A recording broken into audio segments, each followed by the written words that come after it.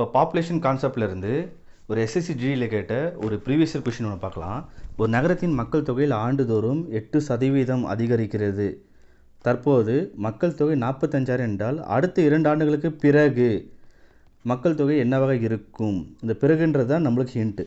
சரிங்களா? இப்போ சிட்டியை population increases 8% annually, current population 45,000 அப்படின்னா பாப்புலேஷன் ஆஃப் ஆஃப்டர் 2 இயர்ஸ். இந்த ஆஃப்டர்ன்றது தான் நம்மளுக்கு ஒரு ஹிண்ட்டு.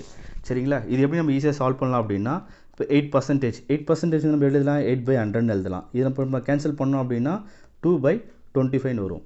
இப்போ இங்கே வந்து இன்க்ரீசஸ்ன்னு இருக்குது. சரிங்களா? இதே இங்கே டிக்ரீசஸ்ன்னு இருக்குன்னா நம்ம இங்கே மைனஸ் பண்ணணும், இன்க்ரீசஸ் இருக்குன்னா நம்ம இங்கே ப்ளஸ் போட்டுக்கணும். சரிங்களா? இப்போ நம்மளுக்கு என்ன கேட்குறான், கரண்ட் பாப்புலேஷனை கொடுத்துட்டு ஆஃப்டர் 2 இயர்ஸ்க்கான என்ன பாப்புலேஷன் தான் கேட்குறாங்க. சரிங்களா?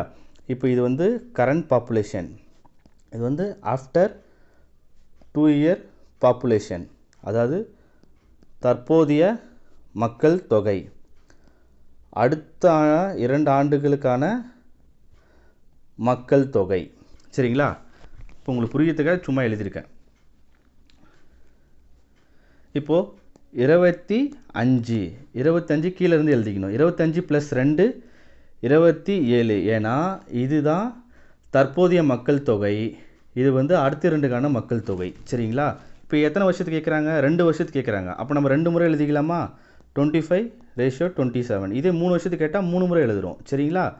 இப்போ நம்ம நெக்ஸ்ட் ஸ்டெப் வந்து எப்படி பண்ணோம் அப்படின்னா, இது ரெண்டுத்தையும் நம்ம மல்டிப்ளை பண்ணிக்கணும். இப்போது 25 × 25 625, 27 × 27 729.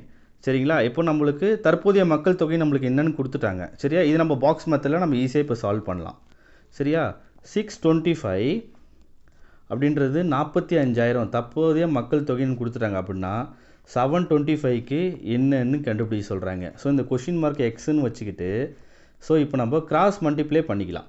இப்போ 45,000 × 729 / 625 அப்படி நீங்கள் கேன்சல் பண்ணுங்கள். இப்போது 625 ஒரு முறை பண்ணால் 45,000 வந்து 72 முறை பண்ணலாம். அப்போது 72 × 729 அப்படின்னு நம்ம இப்போ மல்டிப்ளை பண்ணோம் அப்படின்னா நம்மளுக்கு இப்போ ஆன்சர் வந்து 52,488, 52,488 அப்படின்னு நம்மளுக்கு ஆன்சர் கிடைக்கும். ஸோ அது எங்கே இருக்குது? நம்மளுக்கு ஆப்ஷன் ஏல இருக்குது.